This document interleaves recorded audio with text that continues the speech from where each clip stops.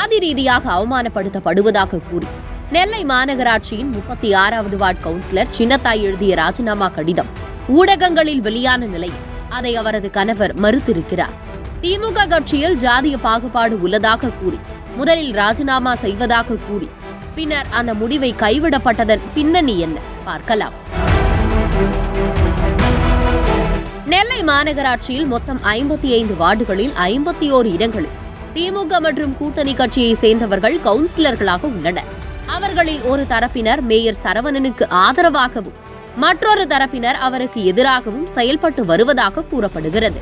Mayor சரவணனுக்கு எதிராக போர்க்கொடி தூக்கியவர்கள் திமுக தலைவர் ஸ்டாலினுக்கு கடிதம் எழுதியது நம்பிக்கையில்லா தீர்மானம் கொண்டுவர ஏற்பாடெல்லாம் செய்யப்பட்டு தோல்வியடைந்ததும் அடுத்தடுத்து பரபரப்பை ஏற்படுத்தியது.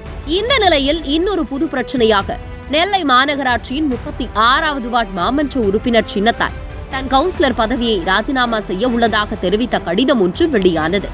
அதில் தங்கள் பகுதியில் அடிப்படை வசதிகள் செய்யப்படவில்லை, தன்னை பழிவாங்க குடிநீர் வழங்கும் முறையில் மாற்றம் கொண்டு வந்து மக்களை சிரமத்திற்கு ஆளாக்குகிறார்கள், இது தொடர்ந்தால் ராஜினாமா செய்வதை தவிர வேறு வழியில்லை என்றும் தனது ஆதங்கத்தை வெளிப்படுத்தி இருந்தார்.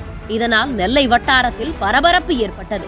இதுகுறித்து சின்னத்தாயின் கணவர் கிருஷ்ணனிடம் கேட்டபோது கவுன்சிலர்கள் மட்டுமல்ல, வாட்ஸ்அப் குரூப்பில் மட்டுமே இப்படி ஒரு செய்தியை வெளியிட்டதாகவும் அதை யாரோ வெளியில் பரப்பிவிட்டார்கள் என்றும் கூறினார். மேலும் இப்போதைக்கு ராஜினாமா செய்யும் எண்ணமில்லை என்று கூறியிருக்கும் அவர் கடிதத்தில் குறிப்பிட்டுள்ள பிரச்சனைகளை பேசி சரி செய்து கொள்ள அழைப்புகள் வருவதாகவும் தெரிவித்தார். அக்கா இருக்காங்களா? இருக்காங்க. நான் இந்த சேர்மன் வீட்டுக்கு வந்திருக்கேன். ஒன்றும் இல்லை, ஒரு சின்ன கிளாரிஃபிகேஷனுக்கு அந்த அக்காட்ட ஒரு வெர்ஷன் கேட்கணும். அக்காட்ட கொடுக்கலாமா? இல்லை, நான் வெளியே வந்துட்டேன். சேர்மன் வீட்டில் இருக்கேன். அப்படியா? அப்படியா? இல்ல ராஜினாமா செய்ய போறதா சொல்லி சொன்னாங்களா, உண்மையா அல்லது ராஜினாமா? அது என்ன பிரச்சனைன்னு நான் தான் எல்லாமே வந்து ரெடி பண்ணேன். என்ன சரி, இந்த ஏரியால தண்ணி பிரச்சனை, வேற ஜாதி பிரச்சனை எல்லாம் மாநகராட்சியில இருக்கு. சரி, அதனால வந்து எங்களுக்கு மன வந்து கஷ்டம் வந்து நம்ம ஒரு பல வருஷம் இல்ல, ஒரு வருஷமா வந்து இந்த மாதிரி தண்ணி எனக்கு கொடுக்கணும், ஏரியால தண்ணி சப்ளை ரொம்ப கம்மியா இருக்கு அப்படின்னு சொல்லியிருக்கேன். அரசு இதை யாரும் ஒத்துழைக்க மாட்டேங்காங்க. சரி, இதே இது பக்கத்து வார்டில் வந்து கொஞ்சம் உயர் ஜாதியில இருக்கிற கவுன்சிலர் சொன்னா உடனே செய்யறாங்க. நாங்க வந்து அருந்திதீர் கவுன்சிலர் நாங்க. சரி, ஆமா, அந்த திருநெல்வேலி மாவட்டத்துல 55 வார்டுல நாங்க ஒரு ஆள் தான் இது அருந்திதீர் கவுன்சிலர். சரி, அப்படிங்கும்போது நமக்கு வந்து சரியான ஒரு ரெஸ்பான்ஸே கொடுக்க மாட்டாங்க. இங்க இருக்கிற ஆளுக்கு அவங்களுக்கு மக்கள் மாதிரி தெரியல போல இருக்கு.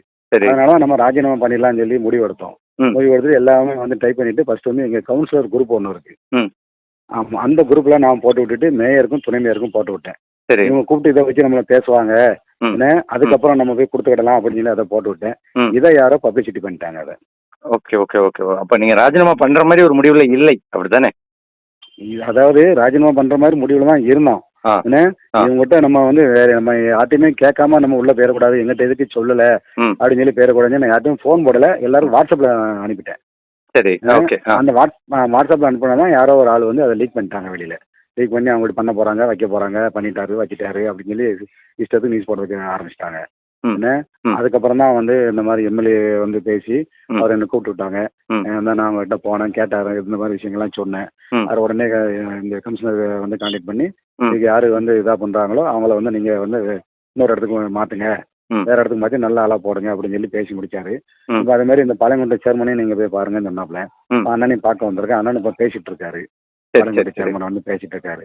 இது வந்து எதுவுமே சாத்தியப்படலைன்னா வந்து என்னை யாரும் கான்டாக்ட் பண்ணல, எல்லாரும் இது வந்து கண்டிடாம விட்டுட்டாங்கன்னா நான் மத்தியானமே நான் கொடுத்துருப்பேன்.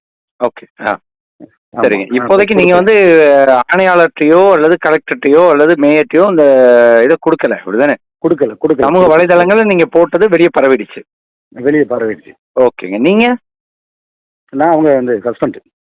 உங்க நேம் தெரிஞ்சுக்கலாமா? கிருஷ்ணன். ஓகே, நன்றி நன்றி நன்றி நன்றி சார், நன்றி. இப்போ அதை வாபஸ் வாங்குற மாதிரி தான். அதை வாபஸ் இல்லை, நாங்கள் கொடுக்கல.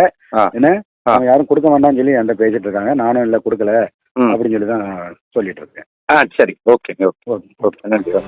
ஏற்கனவே நெல்லை மேயர் சரவணன் மீது 35 வார்டு உறுப்பினர்கள் நம்பிக்கையில்லா தீர்மானம் கொண்டு வந்த நிலையில் தற்போது பட்டியலின கவுன்சிலர் ராஜினாமா கடிதம் எழுதியிருப்பது மேயர் சரவணனுக்கு மேலும் நெருக்கடியை ஏற்படுத்தி இருக்கிறது.